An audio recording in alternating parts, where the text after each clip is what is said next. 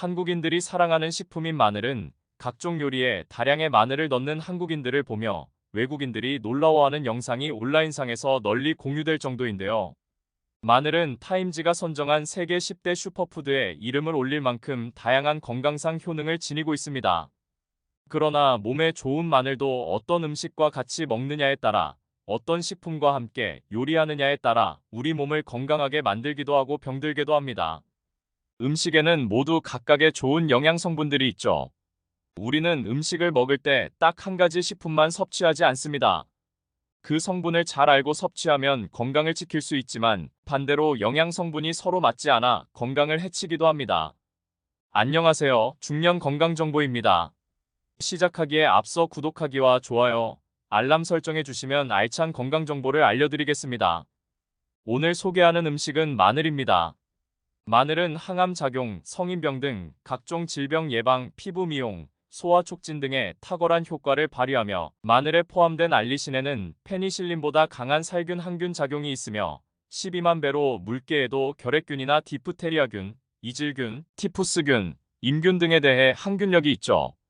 지금부터 마늘과 같이 먹으면 병을 부르는 가장 안 좋은 최악의 음식 3가지와 우리 몸을 더욱 건강하게 만들어주는 최고의 음식 3가지, 그리고 주의해야 할 사항에 대해 함께 알아보겠습니다. 첫 번째로 피해야 할 음식은 돼지기름입니다. 여러분 삼겹살, 목살 등 돼지고기를 구워 드실 때 대부분 팬 위에 마늘과 함께 구워 드시죠. 대부분 삼겹살이 익을 때 나오는 기름 위에 마늘을 통째로 또는 잘라서 구워 먹는데요. 그런데 이렇게 먹는 마늘은 정말 피해야 하는 것입니다. 왜냐하면 이것이 뱃살을 만들고 내장 지방이 쌓이게 하는 주요 원인이 됩니다. 삼겹살 등 고기를 구울 때 발생하는 기름이 결코 적은 양이 만들어지는 게 아닙니다. 이것들이 다 뱃살로 가서 내장 지방으로 쌓이게 됩니다. 이렇게 구워져서 나온 삼겹살 등 돼지기름에 마늘을 굽게 되면 마늘이 기름을 흡수하게 되고 마늘은 기름 덩어리가 되게 됩니다. 이렇게 기름을 가득 머금은 마늘은 뱃살에 기름을 누적해주게 되는 것이죠. 돼지고기 기름에 구워진 마늘을 섭취하게 되면 우리 몸의 나쁜 콜레스테롤로 알려진 저밀도 지단백 콜레스테롤 수치를 높인다는 것입니다. 지단백 콜레스테롤은 동맥 경화를 일으키는 몸의 나쁜 콜레스테롤을 말하는 건데요. 이 지단백 콜레스테롤은 초기 치매의 원인이 된다고 합니다. 미국에서 연구 결과에 따르면 나쁜 콜레스테롤인 저밀도 지단백 수치가 높다면 65세 이전에 치매 위험이 높아진다는 연구 결과를 내놓았습니다. 그리고 전문가들 또한 나쁜 콜레스테롤의 변동성이 크면 뇌 혈류 감소가 이어지고 뇌 단백질의 변화에 영향을 미쳐서 치매의 위험을 더 높일 수 있다고 했습니다. 또 돼지기름이 풍부한 마늘을 먹는다는 것은 비만의 지름길일 수밖에 없습니다. 비만은 모든 병의 근원이 되므로 건강에 결코 좋다고 할 수 없는 것이죠. 삼겹살 요리를 할 때 나오는 기름은 생각보다 상당히 많답니다. 그래서 웬만하면 삼겹살 등 돼지고기 요리를 하면서 돼지기름으로 튀겨진 마늘을 섭취하는 것은 되도록 삼가하는 게 좋습니다. 그래야 암과 치매를 예방할 수 있습니다. 가능하면 마늘은 삼겹살 요리할 때 고기 기름을 피해서 구워 드시거나 미리 마늘을 익혀서 준비했다가 고기와 함께 드시는 게 제일 좋은 방법입니다. 두 번째로 피해야 할 음식은 마늘빵입니다. 요즘 마늘 버터 소스를 가득 바른 빵이 정말 인기가 많은데요. 여러분, 마늘은 정말 좋은 음식이지만 빵과 같이 탄수화물이 가득한 음식과 함께 드시면 몸에 정말 좋지 않습니다. 빵의 재료가 되는 밀가루는 탄수화물이 92%로 된 고탄수화물 식품인데다 당 지수가 매우 높은데요. 빵을 드시면 혈당이 금세 오르고 체내의 흡수가 빨라서 쉽게 지방으로 변해서 살이 잘 찌는 체질로 변하게 되는 것입니다. 게다가 이렇게 높은 당지수는 인슐린을 과도하게 분비시키고 간으로 가기 때문에 결국 지방간을 일으키게 됩니다. 그런데 더 큰 문제는 바로 중독성입니다. 밀가루에 글루텐이 몸속에 들어오면 장내 세균에 의해서 에소루핀이라는 중독성이 강한 성분이 만들어지는데요. 이 성분이 바로 밀가루의 중독을 유발하고 과다 섭취를 부르는 것입니다.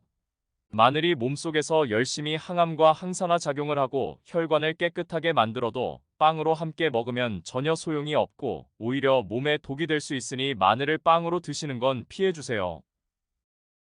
세 번째로 피해야 할 음식은 마늘장아찌입니다.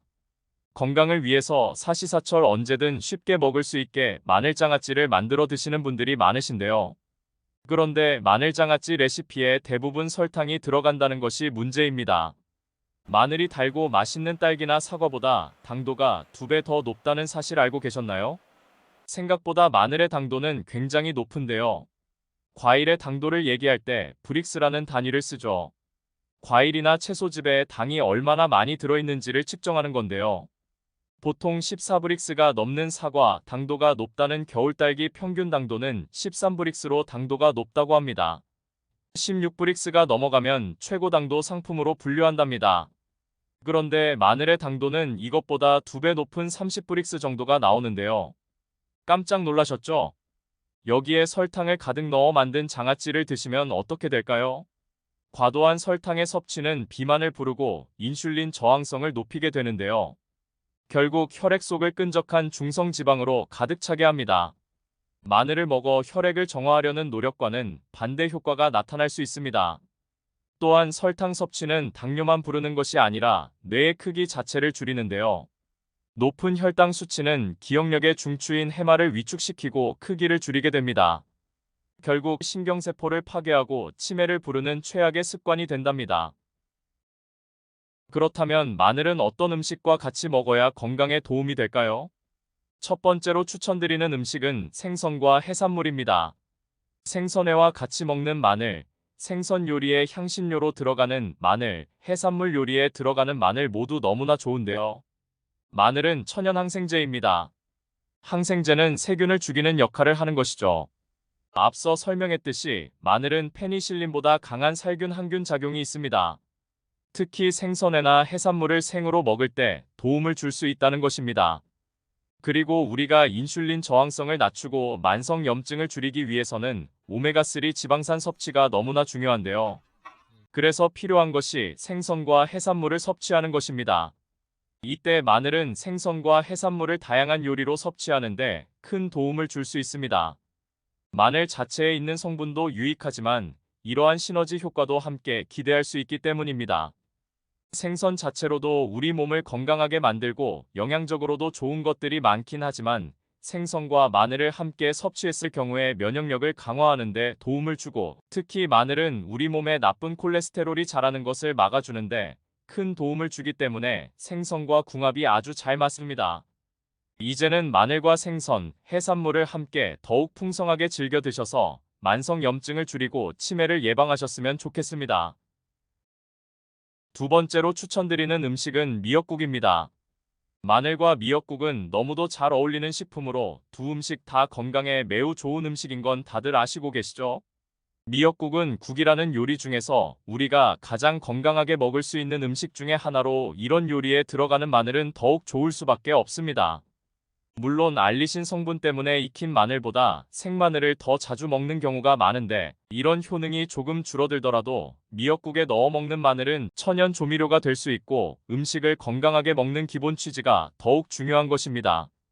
모든 음식은 효능보다 건강하게 먹는 것이 우선이 되어야 하기 때문에 국과 찌개, 반찬의 재료로 사용할 수 있는 최고의 향신 채소인 마늘을 잘 사용해야 합니다.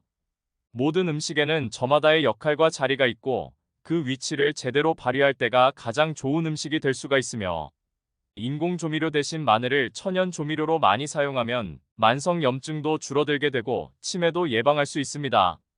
맛도 좋고 건강에도 좋은 마늘을 넣은 미역국 안 먹을 이유가 하나도 없겠죠. 세 번째로 추천드리는 음식은 올리브유입니다. 미국 국제암연구소가 발표한 암과 치매의 위험을 절반으로 줄일 수 있는 기적의 마늘 섭취법은 마늘을 기름에 익혀 먹는 것입니다. 여기서 핵심은 어떤 기름인지가 가장 중요한데요. 그것은 바로 올리브유와 같은 오메가3 기름에 볶아 익혀서 먹는 것입니다. 마늘은 신기하게도 조리법에 따라 섭취하실 수 있는 영양소가 다른데요. 생마늘로 드시면 알리신 수용성 비타민 B와 비타민 C를 가득 섭취하실 수 있는 반면 열을 가하면 노화를 방지하는 항산화 물질이 활성화되면서 폴리페놀 플라보노이드의 함량이 크게 증가합니다. 이때 올리브유처럼 오메가3 불포화 지방산이 가득한 기름에 볶아 익혀 먹으면 엄청난 시너지 효과를 발휘합니다. 혈액 속의 혈전과 몸속의 염증을 녹이고 기억력과 뇌 건강이 좋아져서 치매 예방에 확실한 효과를 보실 수 있으니 꼭 기억해서 마늘을 요리에 드세요. 여기서 한 가지 팁을 알려드릴게요.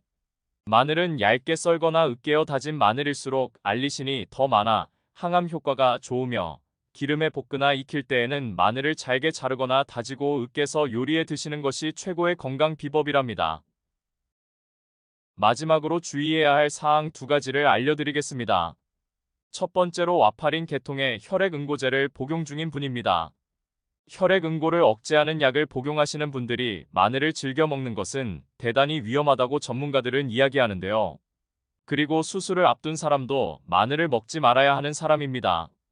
마늘이 좋다고 하는 이유는 피가 너무 쉽게 응고되지 않도록 해서 혈전 생성을 막아주기 때문에 중년 이후 피가 탁하고 끈적해지는 고지혈증 예방을 위해 마늘을 즐겨 먹게 되는데, 그런데 혈전 생성 억제를 위해 이미 약을 드시고 있는 분들에게는 마늘이 목숨을 위협하는 독이 될 수도 있습니다. 수술을 앞둔 상황이라면 과다 출혈 방지를 위해 마늘을 끊어야 한다고 하는데요. 사례를 보고한 전문가들은 적어도 수술 2주 전부터 마늘 섭취를 중단하길 권장했습니다. 두 번째로 과민성 대장 증후군이 계신 분도 마늘 섭취를 줄이셔야 합니다. 마늘은 탄수화물의 일종인 프룩탄이 100g당 12.5g에서 17.4g 정도 함유된 고프룩탄 식품입니다. 사람의 소장은 프룩탄을 소화하는 능력이 부족한데, 마늘을 과다 섭취하면 소장에서 소화되지 못한 프룩탄이 대장으로 이동하고 대장 내 박테리아에 의해 분해되면서 가스가 발생하면서 복통, 경련, 소화불량 등의 증상이 심해질 수 있습니다. 지금까지 마늘과 같이 먹으면 병을 부르는 최악의 음식과 우리 몸을 건강하게 만드는 최고의 음식을 모두 알아보았습니다. 오늘 알려드린 내용을 바탕으로 마늘을 섭취하시고 건강에 도움이 되셨으면 좋겠습니다. 오늘 영상이 도움이 되셨다면 구독과 좋아요를 눌러주시고 아프지 않았으면 하는 소중한 분께 이 영상을 공유해주세요. 시청자 여러분 항상 건강하시고 유익한 정보로 다음 영상에서 뵙겠습니다. 지금까지 중년 건강정보였습니다. 감사합니다.